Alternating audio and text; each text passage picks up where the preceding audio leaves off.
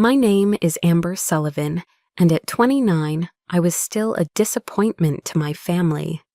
I sat at our Thanksgiving dinner in Lubbock, Texas, a small, foolish part of me, still hoping for a crumb of recognition.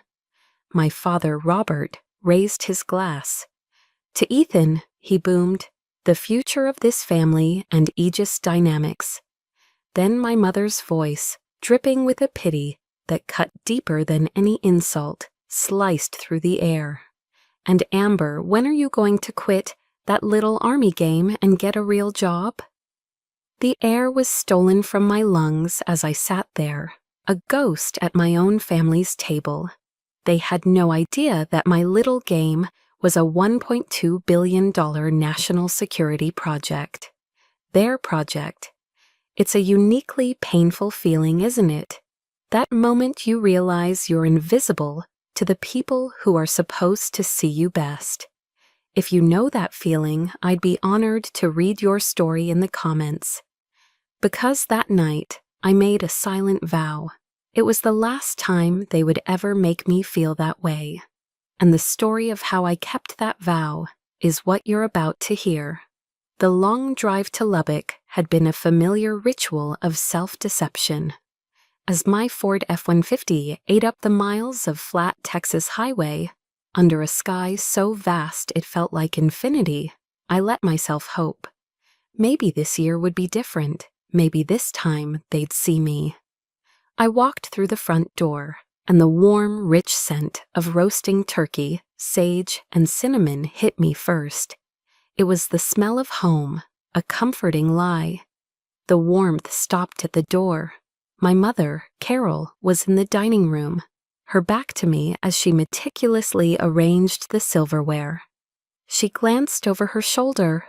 "Oh, Amber, you made it. Was the flight bumpy?" She didn't wait for an answer, turning her attention back to a fork that was a millimeter out of place.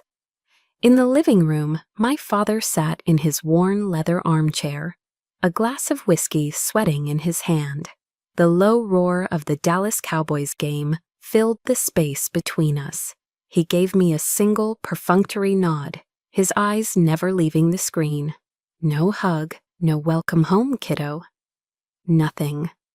I felt like a piece of furniture they'd forgotten they owned, a ghost haunting the edges of their brightly lit lives. The dinner table was a masterpiece of Southern hospitality, laden with a glistening turkey, creamy mashed potatoes, bright cranberry sauce, and my mother's famous pecan pie cooling on the sideboard. But every bite I tried to take felt like swallowing gravel. Ethan, my brother, held court. He spoke loudly about Q4 projections and leveraging assets, dropping business jargon like he was scattering jewels for the less fortunate. He recounted his latest success with Project Cerberus, the name a bitter irony on my tongue. "That's my boy," my father beamed, his chest swelling with pride. "Always at the top of the game." My mother then turned her smile, a tight, practiced thing to me. "And how is your gig work, dear? Still at the same base?" The question was an empty box, offered only to be checked off a list of maternal duties. Before I could form a reply, Ethan leaned forward with a smirk. "Speaking of the game, sis, do you even know what EBITDA means?" He didn't wait for an answer. "Nah, probably not. They don't use that stuff where you are." A wave of polite, complicit laughter rippled around the table. It wasn't a loud laugh, but it was sharp, and it lanced straight through me. I could feel my own heartbeat, a dull, painful thud in my ears. The final blow came with the toast. My father stood, his glass held high. "To Ethan," he declared, his voice echoing with authority, "the rightful heir to the Sullivan legacy at Aegis, and to a future where our family name continues to command respect in the Texas business world." He spoke as if I didn't exist, as if his only child was the son sitting beside him.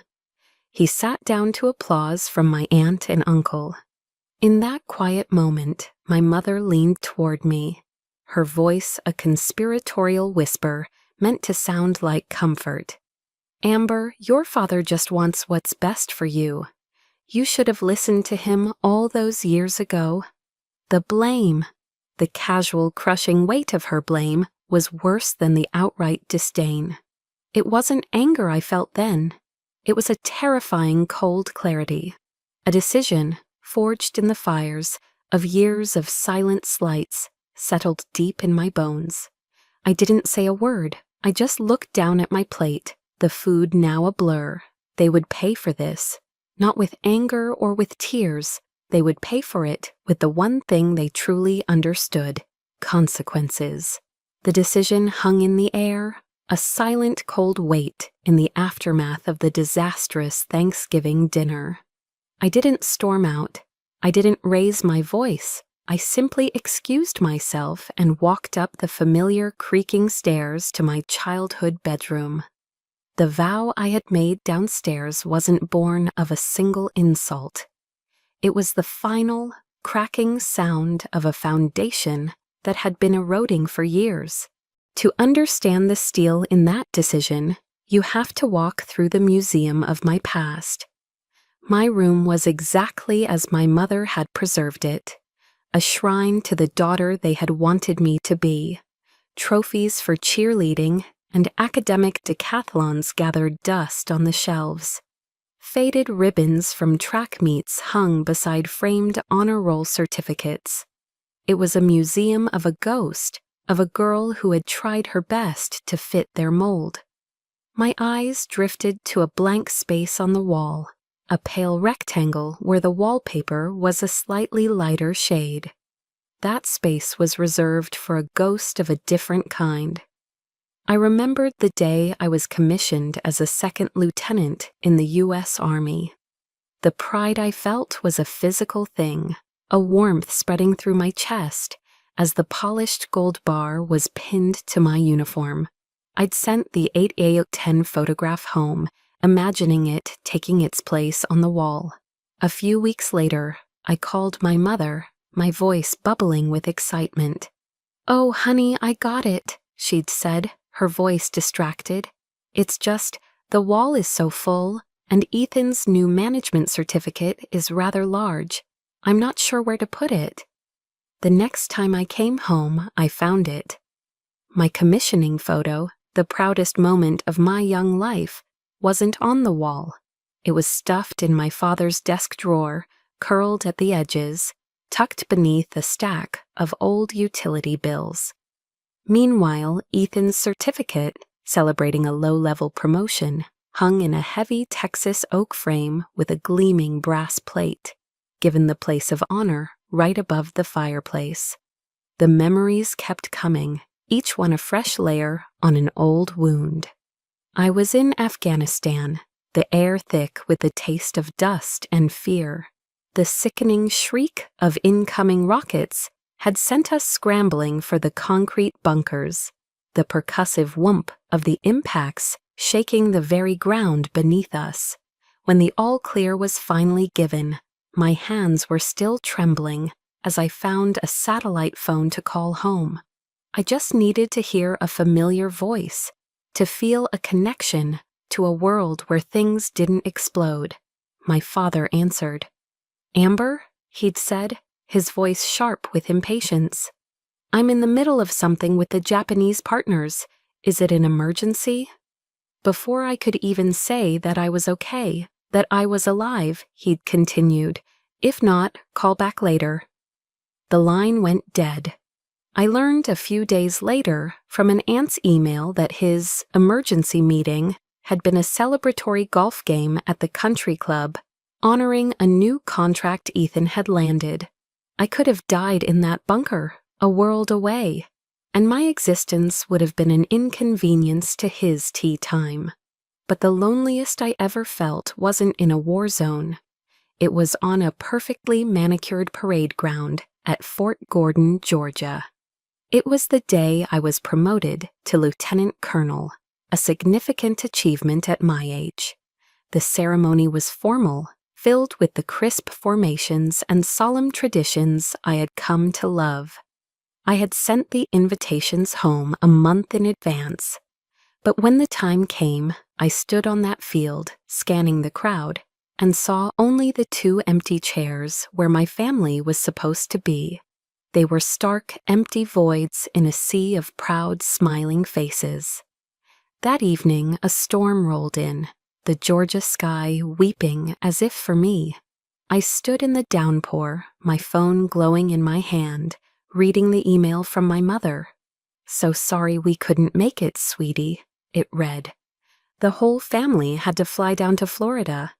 Ethan is receiving the Employee of the Year award, and his company paid for the whole trip. We just couldn't miss it." I stood there, drenched and hollow, the silver oak leaf on my shoulder, feeling impossibly heavy. I had won battles, led soldiers, and earned the respect of my command, but I had lost the one war I never knew how to fight, the war for a place in my own family's heart. It was in that moment of absolute desolation that I remembered the words of an old army chaplain. He had once told me, during a moment of private despair, "Amber, God doesn't give us a burden without the strength to carry it. Your trials are not your punishment, they are your forge." Back in my childhood room, the ghosts of the past swirled around me. The pain was real, a living thing. My eyes, tired of looking at the past, finally settled on the present. In the corner of the room, hanging from the back of the door, was a simple black garment bag. It wasn't a relic from the museum, it was my armor. It was my future. And inside it was the person they were about to meet. The armor hanging in that black garment bag wasn't given to me. It was forged. It was forged in the lonely, sweltering humidity of a Georgia sunrise, long before my family had any idea what I was truly doing. My father thought I was playing a game. The truth is, I was remaking myself from the ground up, fueled by a determination that tasted like ash in my mouth. My journey began at Fort Gordon, the nerve center of the Army's Cyber Command, and my life there was a relentless loop of brutal discipline. The alarm on my government-issue phone would scream at 4:30, no snooze button allowed. By 4:45, I was out on the pavement, my boots pounding a steady rhythm as I ran my 5 miles. The air was thick and heavy, even before the sun had fully risen, clinging to my skin like a wet blanket. Breakfast was black coffee and a bowl of plain oatmeal eaten while reviewing threat intelligence reports from the night before. My days were a deep dive into an ocean of complex code, hunting for the digital fingerprints of hostile nations, trying to breach our networks. My brain was a machine that never shut down, constantly analyzing, predicting, and fortifying. While other junior officers went to the local bars in Augusta for a beer and a break, I was back in my small barracks room, the glow of my laptop screen painting my face blue as I worked through online courses in advanced cryptography and network theory. I had no social life. I had a mission. I had to be twice as good, twice as smart, just to prove I wasn't the failure my father had already decided I was. Then came my first real test. I was tasked with leading a small team to build a simulated defense system, a digital fortress to train other cyber warriors. For 3 months, I lived and breathed that project. I skipped Thanksgiving. I worked through Christmas, fueled by lukewarm coffee and a stubborn refusal to fail. The night before the final demonstration, I was confident. We had built something strong, and then it crumbled. During the live fire test, with my commanding officer and his entire staff watching, a rival team exploited a single elegant logic flaw I had completely overlooked. The system collapsed in on itself. The silence in the command room was deafening. My immediate superior, a major who had always seemed to resent my presence, reprimanded me harshly in front of everyone. The humiliation was a physical blow, knocking the wind out of me. That night, feeling smaller and more broken than I ever had, I called home. I don't know what I was looking for, pity maybe, or just a single kind word. Ethan answered. I tried to explain what happened, my voice cracking. He let out a short, humorless laugh. "See, I told you so," he said, his voice dripping with condescension. "The real world is tough, little sister. It's not like one of your army games. Why don't you just quit? I can probably get you a desk job here, filing papers or something." The line went dead in my heart long before I hung up the phone. A desk job, filing papers. The sheer contempt in his voice was the final nail. I sat on the edge of my military-grade bed in my empty, sterile room, the silence pressing in on me. For the first time, a sliver of doubt, cold and sharp, pierced my resolve. Maybe they were right. Maybe I had made a terrible mistake. It was in that moment of absolute darkness that I got a summons to see the base commander, Colonel Marcus Thorne. I walked into his office expecting another lecture, another mark against my record. But he didn't look angry. He simply pointed to a large whiteboard behind his desk. On it, I had frantically sketched out a complex diagram, my after-action analysis, a blueprint for how to fix the flaw and make the system even stronger. He looked at the board, then at me. "Lieutenant," he said, his voice calm and deep. Most people, after a public failure like that, would be focused on excuses. They'd be hiding. You stayed up all night to find a solution. He tapped the diagram with his finger. "What you've drawn here, this is more innovative than the original design. I don't see a failure, Sullivan. I see a strategic mind at work." For the first time in my entire life, someone didn't just see my mistake. They saw my effort. They saw my potential. It was a single sentence from a man who barely knew me, but it was the lifeline I desperately needed. Colonel Thorne then quoted something I'd never forget, from an old Theodore Roosevelt speech. He said, "The credit belongs to the man who is actually in the arena, whose face is marred by dust and sweat and blood." That one conversation, that one moment of recognition, was the spark that reignited everything. The forge inside me, which had grown cold with doubt, roared back to life, hotter and stronger than ever before. The forge inside me had been reignited by Colonel Thorne's words. But an engine needs more than just a spark. It needs fuel. I had spent years running on the fumes of resentment and a desperate need to prove my family wrong. But that was a lonely, corrosive fuel. What happened next taught me that there was a different, cleaner source of energy. The quiet, steady warmth of a chosen family. My relationship with then Colonel Thorne grew beyond that of a commander and his subordinate. He became my mentor. He saw the raw talent I had for strategy, but knew it was useless without the polish of political savvy.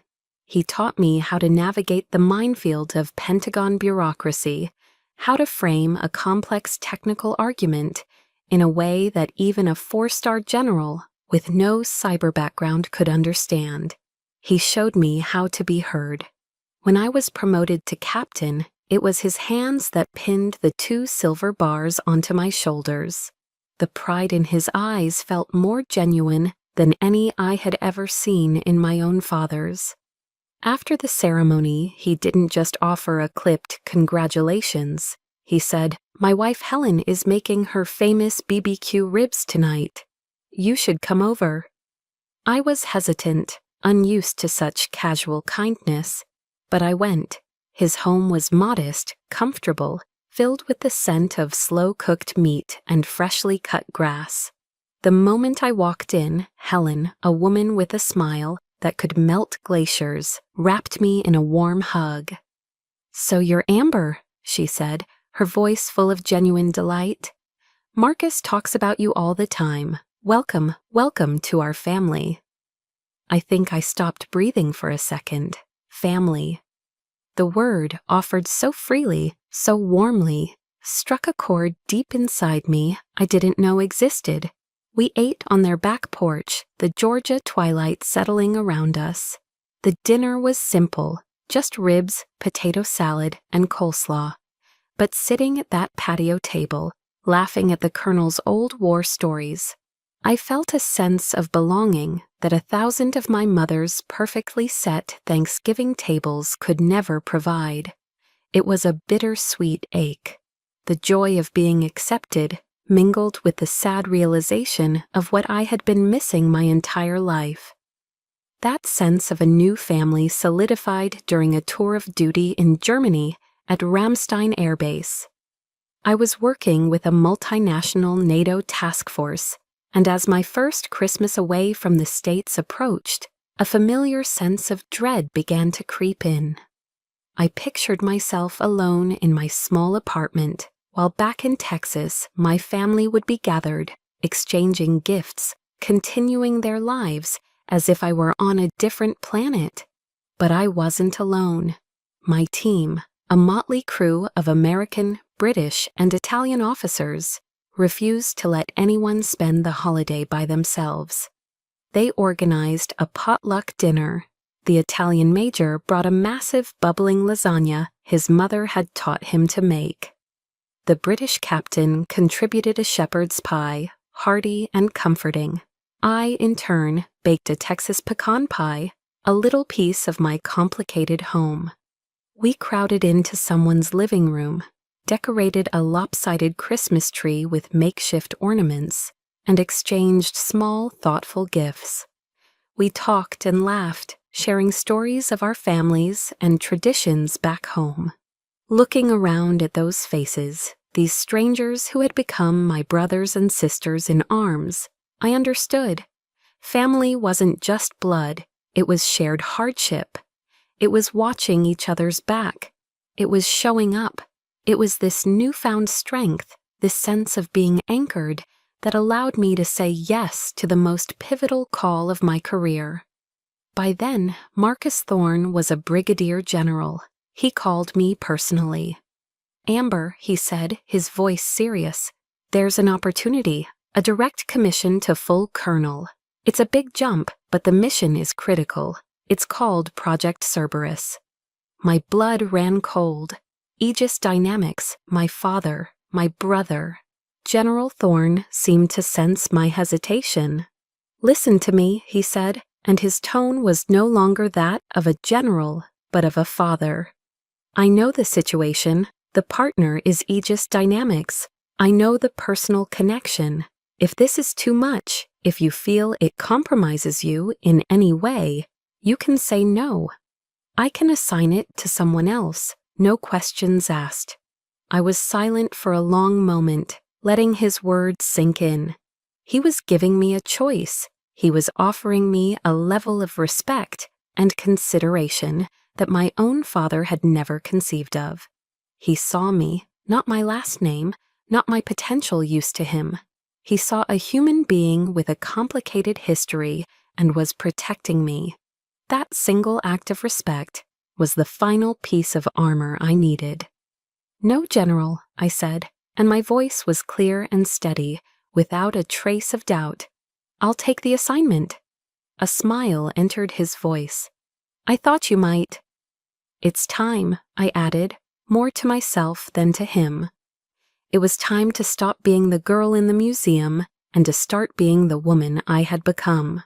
After the call with General Thorne, I felt a sense of clarity I hadn't experienced in years. I had my mission. I had my purpose. I was no longer a daughter trying to earn her father's approval. I was a colonel in the United States Army, entrusted with a vital national security project. For a few blissful days, the ghosts of my family receded. The warmth of my chosen family, the thorns and my brothers and sisters in arms, was a shield. But the past has a long shadow, and it wasn't long before it reached out to pull me back in. The first volley came from my mother. Her number flashed on my screen a week before my scheduled flight to Texas. I answered, expecting the usual brief logistical questions. Instead, I was met with a voice I hadn't heard in years. A syrupy, overly sweet tone she reserved for church friends and important business contacts. "Amber, darling," she began, the endearment so foreign it felt sharp. "I was just telling your aunt how wonderfully you're doing. We heard you're working on a very big project now. We are all so incredibly proud of you." A cold dread trickled down my spine. Proud. That word had never been in her vocabulary when describing me. I knew instantly this wasn't a call, it was a maneuver. She didn't wait for me to respond. "You know, your brother Ethan is under a little pressure with his new assignment. It's a lot for one person to handle. You're his big sister, Amber. I know you'll help him out however you can." "After all," she added, her voice dropping into a tone of gentle guilt, "we're family, and family helps each other." Her words were a silken web, each strand woven with the unspoken obligation of a family that only remembered I existed when I could be of use. The family that was never there for my promotions, my hardships, or my moments of fear. I kept my voice flat, professional, the voice of a soldier, not a daughter. "Work is work, Mom," I said, the words feeling like ice in my mouth. "I'll do what's required by the mission." The silence on her end was telling. I had failed to take the bait. The second volley came a few days later, this time directly from Ethan. It wasn't a call, but an email. The subject line read, "Re-Project Cerberus." There was no "Hey sis," no "Hope you're doing well." It was all business. The body of the email was a blunt, arrogant list of technical suggestions, and more disturbingly, a list of preferred subcontractors. "I know you're the new liaison," he wrote, "so I'm sending this over to get you up to speed. These subs are all longtime partners of Dad's solid Texas companies. All you really need to do is rubber stamp this list when it comes across your desk. It'll make things go a lot smoother for everyone." I stared at the screen, a mixture of disgust and cold fury rising in me. He wasn't even trying to hide it. He saw me not as a colonel, not as a professional with a duty to the American taxpayer, but as his inside man at the Pentagon, a tool, a pawn in his and my father's corporate game. I pictured him typing it, a smug look on his face, so certain of his power, so sure of my compliance. I closed my laptop without replying, my hands clenched into tight fists. The final decisive attack came the night before I was due to fly home for Thanksgiving. It was my father. His voice on the phone was the one I knew best, the voice of command, the voice that expected and received absolute obedience. "Amber," he started, dispensing with any pretense of pleasantry, "I hear you're overseeing Ethan's project. Good." There was a pause, and I could almost hear him swirling the whiskey in his glass. "Now you listen to me. You carry the Sullivan name. Every decision you make in that position reflects on this family and on Aegis Dynamics. I don't want any foolishness from you, no rocking the boat. Your job is to make sure Ethan's project is a success, and that he looks good in front of David Chen. I don't want to hear a single complaint." It wasn't advice. It wasn't a request. It was a direct order from the CEO of his own little kingdom. He was trying to put me back in the box he'd built for me my entire life, the box of the compliant, second-best daughter who existed to support the ambitions of the men in her family. That single phone call vaporized any lingering foolish hope I had that things might have changed. They hadn't changed at all. They had just recalibrated their strategy. They didn't see me, the daughter, the soldier, the woman I had become. They only saw my rank. They saw a tool, a lever of power they could pull for their own benefit. And in that cold, stark moment, I knew that the homecoming they were expecting was not the one they were going to get. The oppressive weight of my family's expectations settled over the living room as the remnants of the Thanksgiving feast grew cold in the kitchen. The air was thick with unspoken words, with years of disappointment and disdain. After the toast, after my mother's whispered blame, a part of me, a foolish, stubborn part that refused to die, still wanted to try one last time. It was a final, desperate attempt to bridge the canyon that separated our worlds. I went upstairs, my steps heavy on the familiar stairs, and retrieved the gift I had so carefully carried all the way from my duty station, wrapped in protective tissue paper. I came back down and stood before my father. He was back in his leather throne, swirling the amber liquid in his glass. I waited until a commercial break in the game. In my hands I held a shadow box, its wooden frame polished to a deep, respectful cherry finish. Inside, perfectly folded by a fellow soldier into a tight, crisp triangle, was an American flag. A certificate of authenticity was nestled beside it. "Dad," I said, my voice quiet but steady, cutting through the jingle of a car commercial. "This is for you. This is the flag that flew over my command post in Afghanistan for my entire tour. It flew through 120-degree heat and freezing desert nights. It was there during every patrol I went on. It's been officially retired, and I wanted you to have it. For a soldier, this is one of the highest honors you can bestow upon a civilian. This flag wasn't just cloth and thread, it was a testament. It had witnessed hardship, courage, and loss. It had been a silent sentinel through rocket attacks and sandstorms that scoured the landscape bare. It was a piece of my soul, a tangible symbol of my service, my sacrifice, and the country I had sworn to protect. It represented a part of my life he had never once asked about. My father looked at the box. He didn't reach for it. He didn't even lean forward. He simply stared at it, a flicker of something unreadable. Was it confusion, annoyance, in his eyes before it was replaced by cold, dismissive pragmatism? "And what am I supposed to do with this?" he asked, his tone flat and genuinely perplexed. "Where would I even hang it?" "Amber," he said, shaking his head slightly as if dealing with a child. "Aegis just closed a $100 million deal with the Saudis. We have the signed contract. That's the kind of thing you frame and hang on a wall."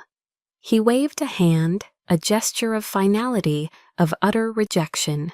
He turned away, his attention already back on the television, dismissing the flag, my service, and me, all in one swift, effortless motion. The air in the room seemed to crystallize. My throat closed up, a knot of pure, suffocating hurt lodging itself there. I felt the heat rise in my face, a blush of shame and anger so intense it felt like a physical burn. Seeing his opening, Ethan pounced. He sauntered over from the kitchen, holding a piece of pecan pie, a smug, triumphant grin spreading across his face. "Oh, come on, Amber, lighten up," he sneered, his voice dripping with condescension as he took a large bite of pie. "What does a dusty old flag even mean, really? Do you have any idea how many points Aegis stock went up after I was named project lead? That's real value. That's tangible." He set his plate down and leaned in closer, his voice dropping to a low, menacing whisper, ensuring only I could hear the full venom of his words. You risk your life for a few bronze medals and a folded-up piece of cloth. I make a few phone calls and generate millions of dollars for this family. So you'd better know your place in that meeting tomorrow. Don't you dare screw this up for me." I didn't say a word. I didn't cry. I simply looked from Ethan's smug face, a speck of whipped cream at the corner of his mouth, to my father's indifferent back. I gave them a slow, deliberate nod, a gesture they completely misinterpreted as acquiescence. Then I turned, holding the shadow box tight against my chest like a shield, and walked back up the stairs. The pain was too deep for tears. It had flash frozen into something else, something hard and cold and sharp. Everyone has a line, a boundary of respect so fundamental that when it's crossed, something inside you breaks for good. It isn't just about a disagreement or a harsh word. It's the moment you realize that the values you'd literally die for are, to them, a joke. It's the moment your greatest sacrifice is weighed against their smallest convenience and found to be worthless. I'd be honored to hear about your line in the comments, that single moment that changed everything for you. Because for me, that was it. That was the line. They had just declared themselves the enemy of everything I stood for. I entered my old room and gently placed the shadow box on the desk. For a long moment, I just looked at it. The stars and stripes, a symbol of a promise I intended to keep. The hurt was still there, a dull, throbbing ache, but it was now overshadowed by a powerful, terrifying clarity. The rules of engagement had just changed. They wanted to play a game of business. Fine. I would show them a game of strategy. I would show them a war fought not with bullets, but with facts, with logic, and with the full weight of the United States Department of Defense. I sat down, my back straight, my movements precise. I took out my government-issued, encrypted laptop, the fan whirring to life in the silent room. It was time to draft my operations plan. Sleep was a luxury I could not afford. That night, my childhood bedroom, with its faded floral wallpaper and cheerleading trophies, transformed into a tactical operations center. The pain and anger from downstairs were compartmentalized, packed away into a hardened steel box in my mind. The mission was all that mattered now. The girl who had cried in the rain over an empty chair was gone. In her place was a colonel with a problem to solve. My process was methodical, ingrained from years of training. I engaged the OODA loop: observe, orient, decide, act, observe. I opened my encrypted laptop and pulled up the preliminary plan Ethan had so arrogantly emailed me. I didn't just read it, I dissected it. Line by line, I stripped it down to its core components, mapping out its architecture, its protocols, and its dependencies. The document was an exercise in corporate hubris, slickly designed, full of impressive-sounding buzzwords, but fundamentally weak. Orient. With the data laid out before me, I began to connect the dots. The weaknesses weren't random errors, they formed a pattern. I traced them back to their source, and it became chillingly clear. The plan was built not on sound security principles, but on cronyism. He had prioritized subcontractors who were old golfing buddies of my father, not companies with proven expertise in cybersecurity. The firewalls were outdated because the preferred vendor offered a better profit margin.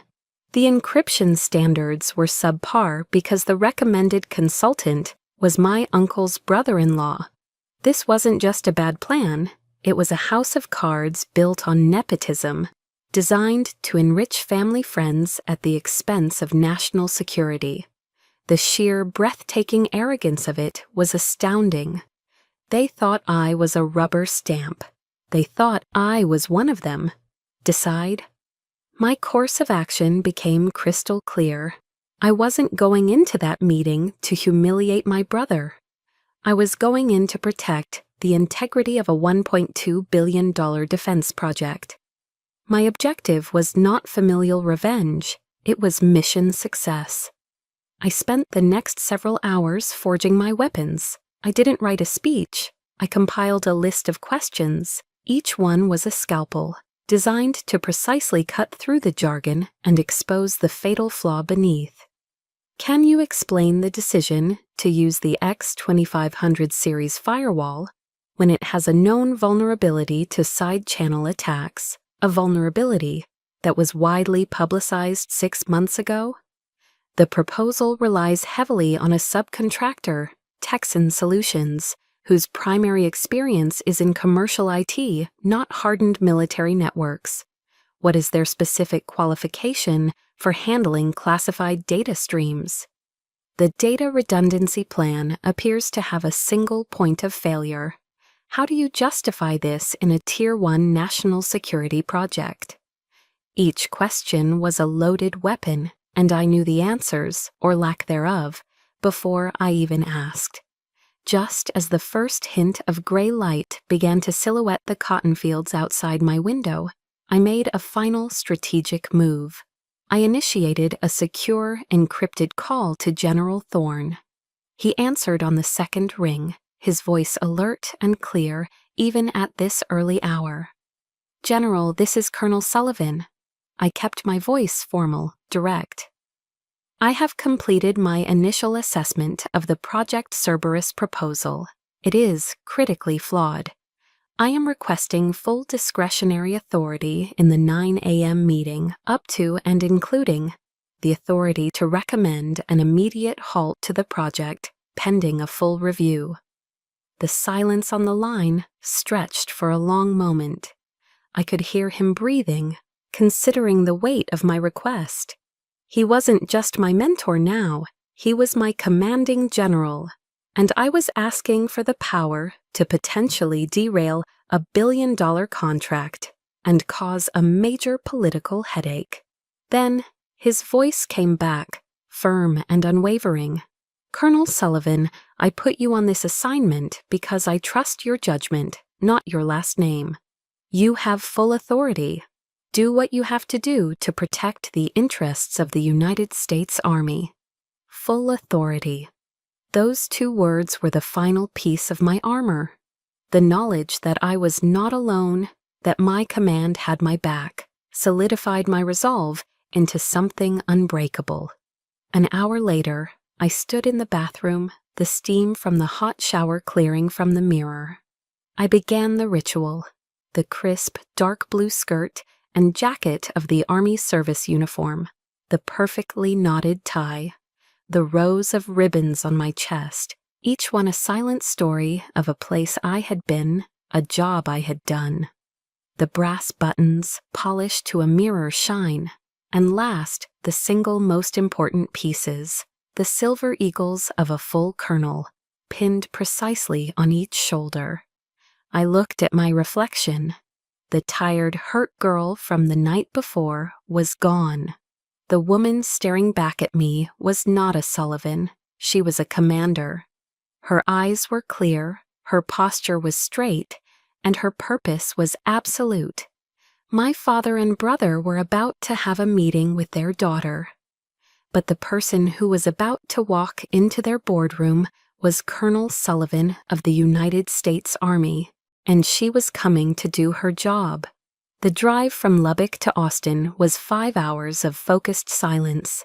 I didn't listen to music. I didn't think about the past. I rehearsed my questions, my strategy, my endgame.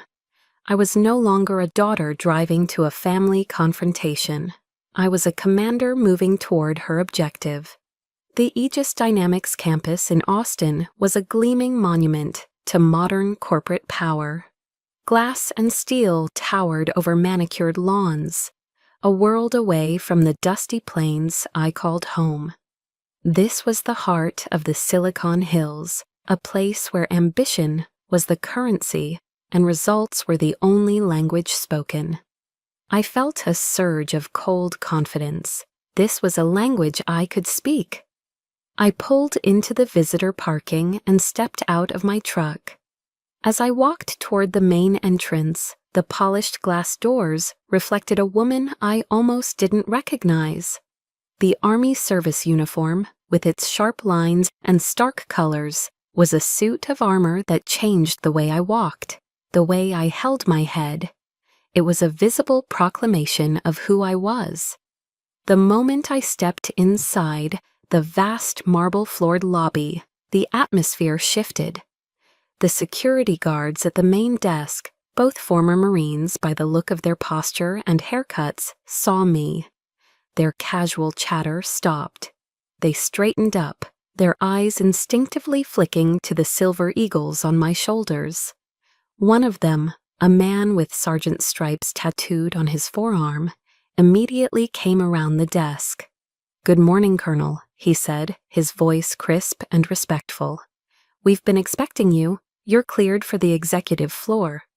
He escorted me to a private elevator, badging me through security, with a deference my own family had never shown me. The elevator doors opened directly into the executive suite. And there he was. My brother, Ethan, was laughing with a colleague, a cup of coffee in his hand. He turned as the doors opened, his laugh catching in his throat. "Amber," he stammered, his eyes widening. His gaze dropped from my face to my uniform, then locked onto the eagles on my shoulders. The color drained from his face. The casual arrogance he wore like a second skin evaporated, replaced by raw, naked panic. What are you doing here, in that?" Before I could answer, my father, Robert Sullivan, strode out of a nearby office, flanked by two other vice presidents. He was in his element, the powerful executive, until he saw me. He stopped dead. His jaw went slack. The confident stride faltered. All the blood seemed to rush from his head, leaving his face a pasty, sickly white. "Colonel?" one of the VPs with him asked, his eyes lighting up with professional recognition as he stepped forward.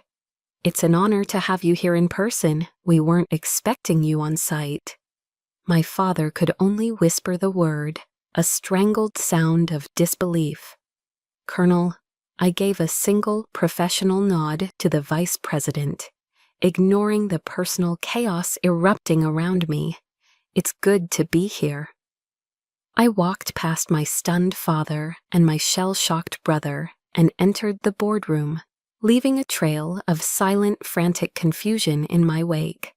I chose a seat at the head of the long, polished table, directly opposite the CEO's chair. My father and brother stumbled in after me, their faces masks of bewilderment.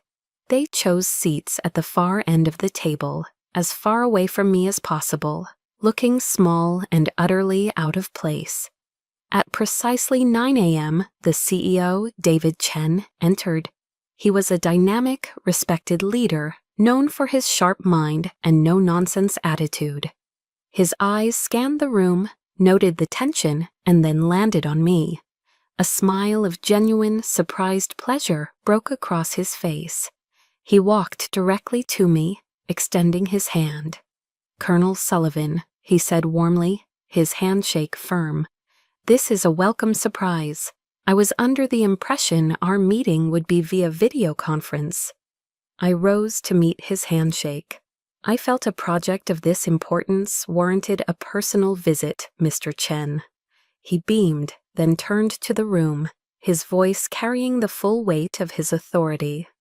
"For those of you who have not been properly briefed," he announced, his gaze sweeping over my father and brother. "This is Colonel Amber Sullivan. She is the Pentagon's lead liaison and oversight officer for Project Cerberus. She will have final approval on all technical specifications, milestones, and deliverables." You could have heard a pin drop. The air was sucked out of the room. I could see my father physically sink into his chair, his face ashen. Ethan stared at me, his mouth slightly agape, as if I were an alien who had just landed. The meeting began. Team leads presented their sections, their presentations directed as much to me as to Mr. Chen. The room was a masterclass in corporate power dynamics. When the engineering lead spoke, he addressed his technical queries to me. When the budget director presented, she looked to me for confirmation on spending allocations. I fielded their questions with a calm, precise clarity, demonstrating a depth of knowledge that left no room for doubt. I wasn't just a liaison, I was in command. Then it was Ethan's turn. The cocksure, confident son of the boss was gone. In his place was a nervous, sweating man who couldn't seem to make eye contact with anyone. He fumbled with his slides. He stumbled over his own talking points, his voice a pale imitation of its usual booming arrogance.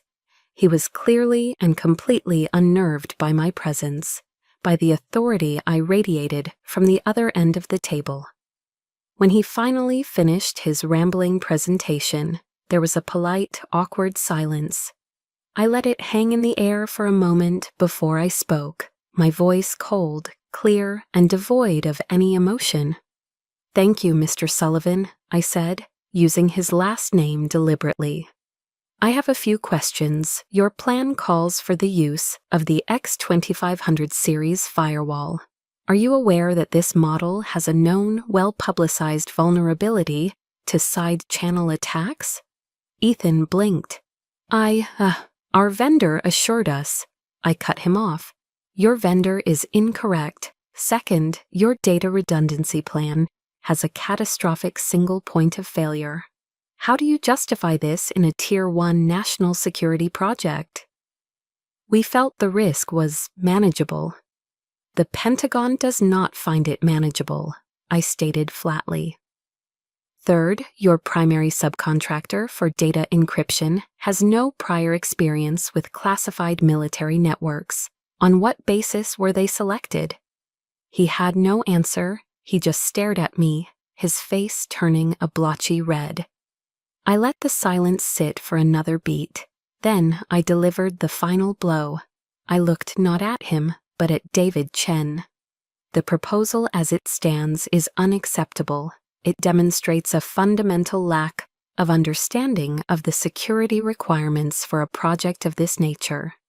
I turned my gaze back to my brother. "On behalf of the Department of Defense, I am officially pausing the deployment of Phase 1. You will submit a revised comprehensive plan addressing these deficiencies by UY 900 hours this Friday. This meeting is over." I stood up. The entire room was frozen in stunned silence. The game was over. The board had been flipped. The invisible daughter, the family disappointment, had just checkmated the king.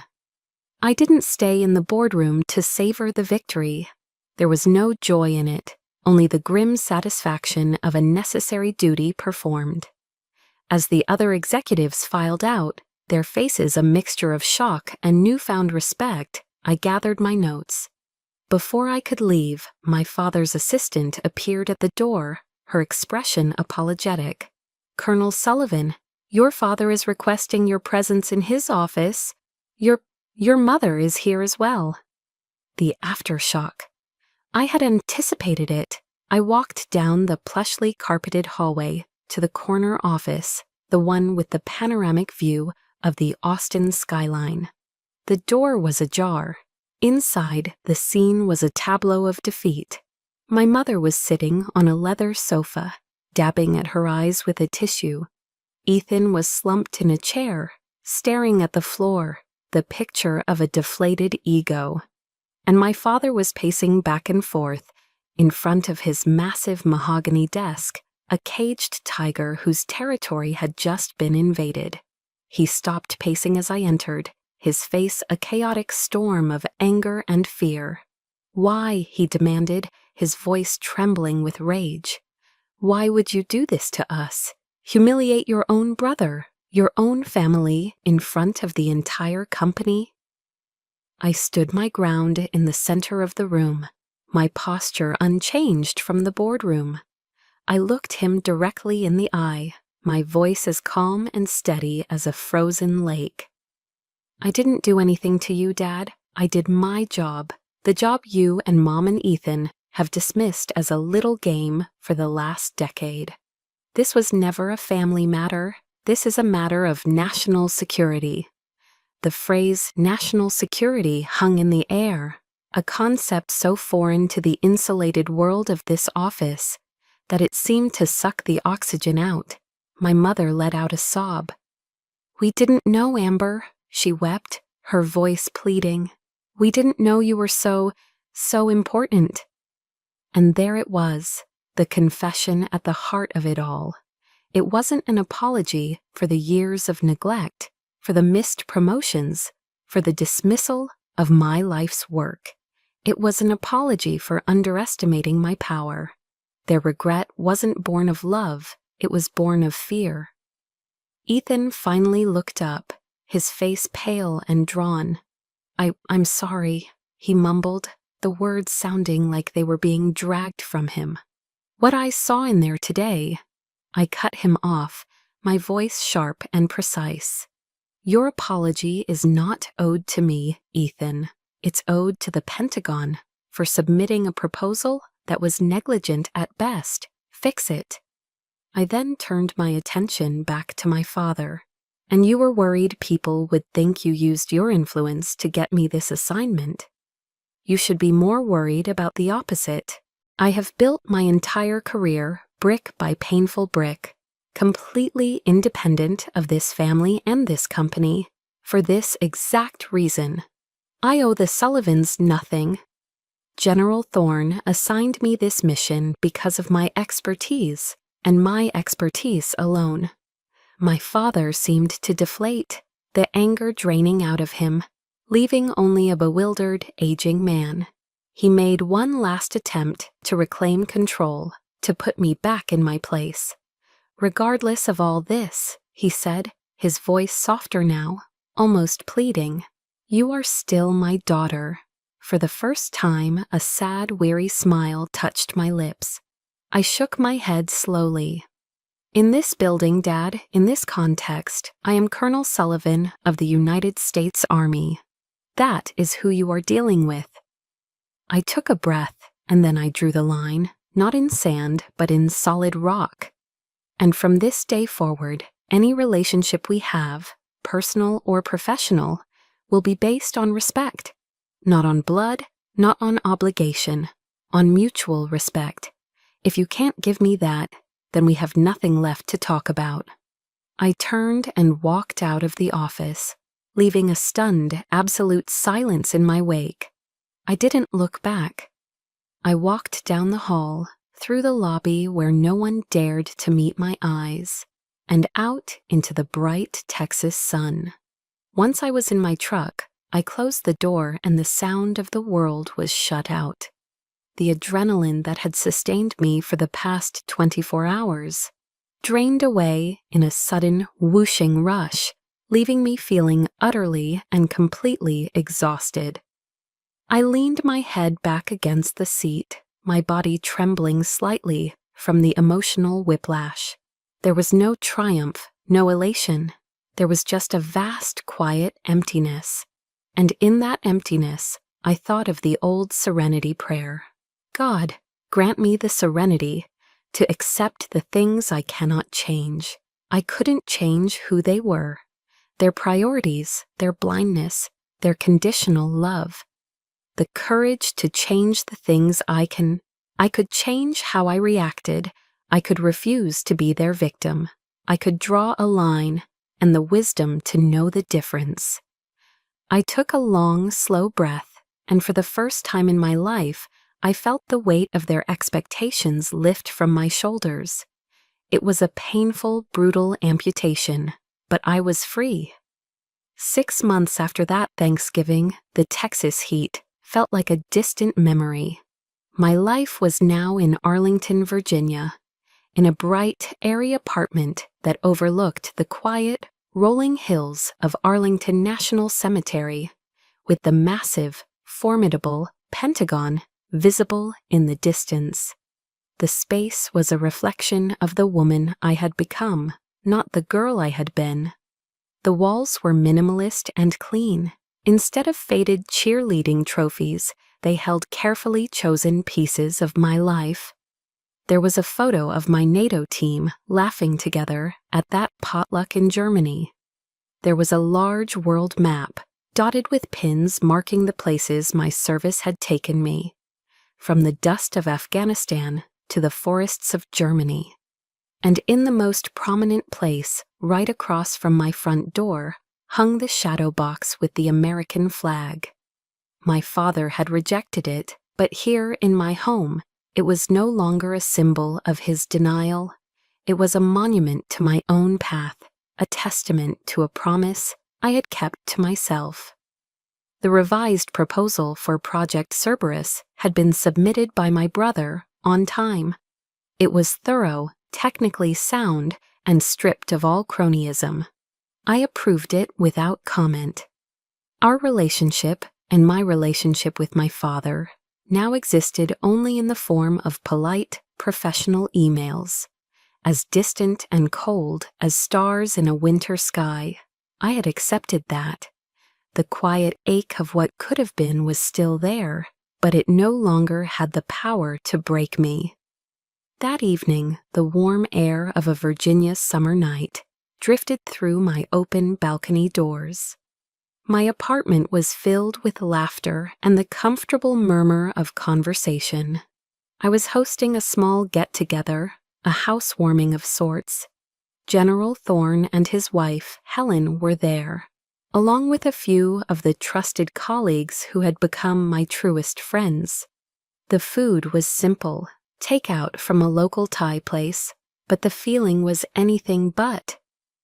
General Thorne arrived with a gift. It was a framed article from the Army Times, a leading military publication. The headline read, "Project Cerberus, New Cyber Defense Paradigm Succeeds in Initial Trials." The article went on to praise the project, singling out the sharp strategic thinking of one of R.C. Bear's most promising young colonels, Amber Sullivan. He handed it to me, a proud, fatherly smile on his face. "Your legacy isn't in contracts or stock prices, Amber," he said, his voice low and full of meaning. "It's in the security protocols you designed that are now being adopted Army-wide. It's in the young lieutenants you're mentoring. Those are the things that last." His words settled in my heart, not with the fiery validation I once craved, but with a quiet, profound sense of peace. He understood. He saw the real value. Later, as darkness fell, we stood on the balcony, glasses of wine in hand, looking out at the Pentagon, a five-sided city of purpose glowing against the night sky. The general raised his glass.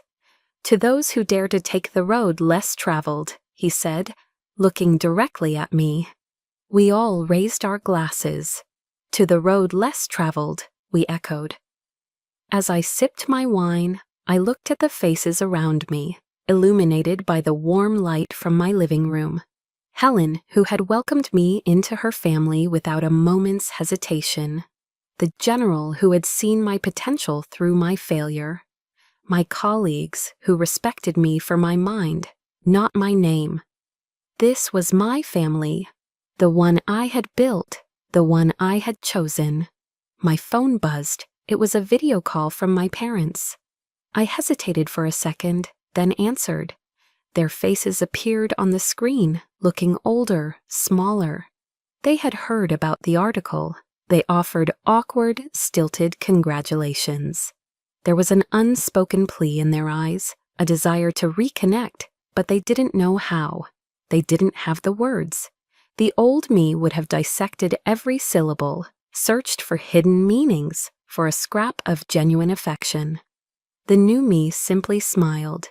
"Thank you," I said, my voice calm and sincere. "I appreciate you calling. I have guests, so I have to go. I'll talk to you soon." I ended the call before the conversation could falter into uncomfortable silence. I put the phone down and turned back to my friends. I realized, with a clarity that was as peaceful as the night air, that their approval no longer mattered. It wasn't the prize I was fighting for anymore. I raised my glass again, this time for a silent toast of my own.